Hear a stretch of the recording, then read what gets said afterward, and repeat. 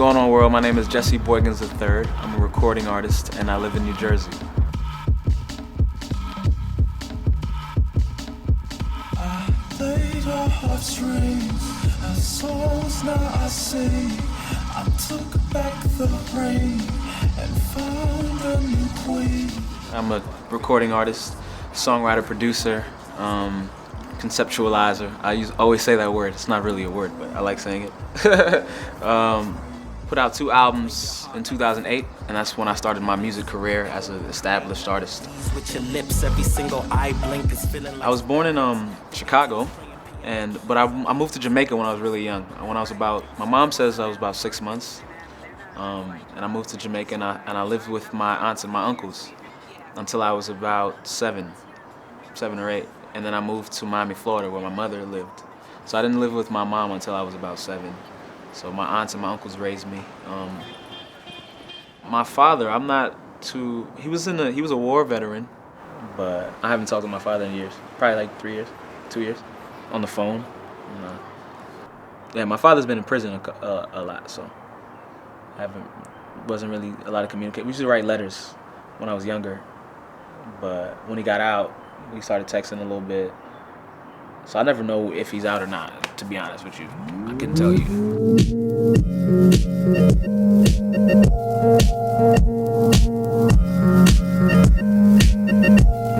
I told her of my travels, someone she couldn't handle, the mystery of gain. Growing up, a lot of the music that I listened to was reggae, and it was soul music. Peter Tosh, Marvin Gaye, Stevie Wonder, all these songwriters, and that was really all I was exposed to. That was the only thing that was my influence, and gospel, and literature. You know, I read a lot of poetry and a lot of short plays and stuff like that, and that was my influence. So I would always try to find a way to blend those two things. It's like, how can I be intelligent and communicate my emotions on a level where everyone will appreciate it and make the music that people appreciate at the same time, you know? And soul music is that. I try my best to look at things from more than one perspective. It's like being in a relationship with someone, right? If you have a girlfriend and you're only thinking of it from your point of view all the time, you're never gonna actually truly connect with that person. You're never going to truly understand that person. You're never going to be able to have conversations with this person that's out of body, that's not just me or I feel like this, you know? And I feel like that's what inspires me, is being able to look at things on a deeper level and wanting to.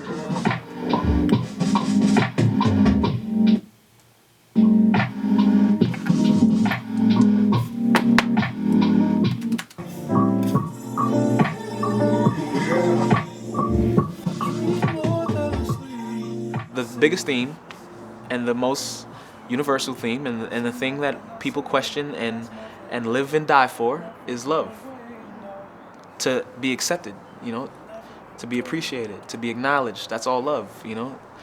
Like, and self-love is another thing that I find important, and that I try to sneak in my songs every once in a while. Is self-confidence and self-awareness, and you learn about yourself through relationships, you know. That's how you learn about who you are. It's like, love to me, or being in love with someone, is to have a pure friendship with someone, to be able to let that person live their life and come back and experience and share their experiences with you, and for you to do the same, and through the ego and through the hurt or whatever it is, you know, the selfishness, to be selfless in those moments.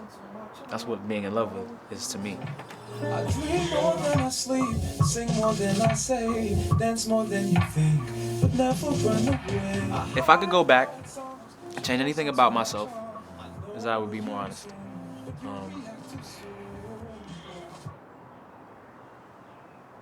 I feel like growing up in the society that I grew up in, the environment that I grew up in, and around certain male figures who are older than me, it was taught for us to not tell the truth, you know, to avoid, you know, or not confront. Like, we were literally taught to be emotional cowards. If I watched men who were older than me and they were in relationships or they were dealing with a woman, they lied, you know what I mean? Either to get their way or to get out of something. the things that they were preaching were because they were insecure and they were afraid, but they were covering it with ego and letting me think that ego is the way to live, basically. And ego is necessary in certain situations, in certain times. A lot of times it's unnecessary for the most part, you know? So that's why I had to teach myself, you know, because like I said, my father wasn't there, and, you know, my uncles, I was with them until I was about 6, so I didn't really learn too much from them, and I was with my mother, you know? So that's probably the most thing I would change, is to be more honest. I'm sorry for not being there. I'm sorry for acting like I didn't care. I'm sorry for being so stubborn, when the truth is, every time I hurt you, my heart burns. I'm sorry for the pain I've caused and all of the nights we've lost, for all the time wasted. I guess I wasn't man enough to face it. I'm sorry for the times you've cried and all of the times I've lied, for all the time wasted. I guess I wasn't man enough to face it.